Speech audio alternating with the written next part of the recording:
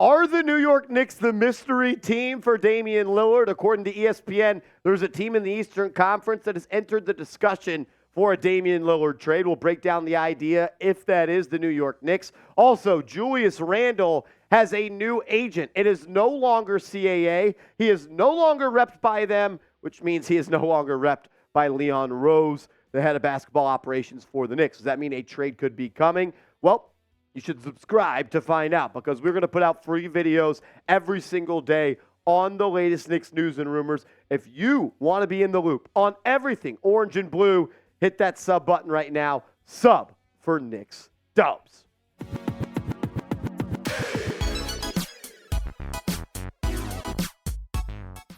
What up, everybody? You're watching Knicks Now by Chat Sports. I am your host, Marshall Green. I appreciate everybody for taking time out of their busy day to rock and roll with us here as we let you know everything about the orange and blue. Marc J. Spears of ESPN said, quote, "There is a mystery Eastern Conference team that has emerged in the Damian Lillard trade talks." So I saw that, and my first question was, a mystery team? Who the hell could a mystery team be? So I went and I started to look through all of the teams in the Eastern Conference, and I started to whittle down my list, and I was like, maybe the Knicks, for some reason, are a part of this mystery team scenario. Well, the guys over at Bleacher Report, they put out their top 4 teams that they guessed could be the mystery team. That included the Toronto Raptors. That included the Philadelphia 76ers. That included the Milwaukee Bucks.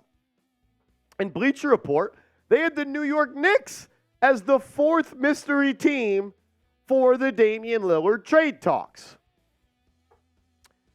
Do I buy into it? I don't know about all that. Does it make sense for the Knicks to trade for Damian Lillard? We'll expand on those thoughts in a second, but first I want to get you involved in the comment section right now. Are the Knicks the mystery team that Marc J. Spears of ESPN was talking about? Type Y for yes, type N for no. Let me know what you think down in the comment section right now. I'm going to say no. It doesn't make a lot of sense for me for the Knicks to be that mystery team. You already have your point guard. And what are you going to trade in a move for Damian Lillard? I don't think it makes all that much sense. So I'm going to say no. I don't think they are. Bleacher Report had us as the top 4. But it's let me do my Brian Windhorst best kind of thing right here. Now, why would they do that? So yesterday we woke up and we learned that there was a mystery team in the Eastern Conference. Then a couple of days later, we got news that Julius Randle has left CAA. That is the agency formerly run by Leon Rose, the president of basketball operations for the New York Knicks. So you have Dame being linked to a mystery team in the East, and Julius Randle on that same day left CAA. I mean, I don't want to connect the dots that may or may not be there. I'll let you do that. I will say this. Julius Randle's CAA agent left CAA, and now he is with WME. Does that mean there's bad blood between Julius Randle and his former representation and Leon Rose and potentially the Knicks at this point? Does that mean that a Randle for Damian Lillard trade is potentially heating up? There was reports earlier in the summer that the Knicks had checked in with Damian Lillard. Have they circled the block and maybe thought we could get it done for a cheaper price? I will say this. If you put Julius Randle and Evan Fournier in a trade for Damian Lillard, it works money-wise.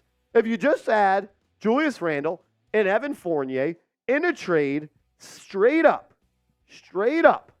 for Damian Lillard, it works money-wise. Which makes me think even more, are the Knicks potentially that mystery team? I don't think so. I don't think it makes sense on a lot of levels, but it is the Knicks after all. We've seen them through the course of our lifetime make some really questionable decisions. I'll ask you this. Would you make this trade if all it took to trade for Damian Lillard was Julius Randle and Evan Fournier? Would you do the deal? If this is all it took, Randle, Fournier for Dame, would you make this trade? Type A for accept, type D for decline.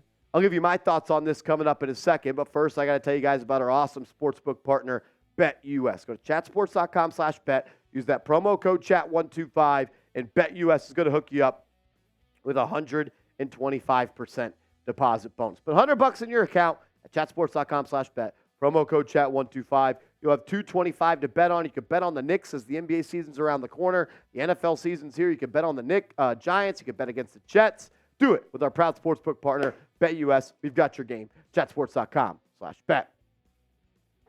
I'm not trading Julius Randle for Damian Lillard. I mean, let's be honest here. I'm not the biggest Julius Randle fan. A lot of people know that, and I'm not going to shy away from that.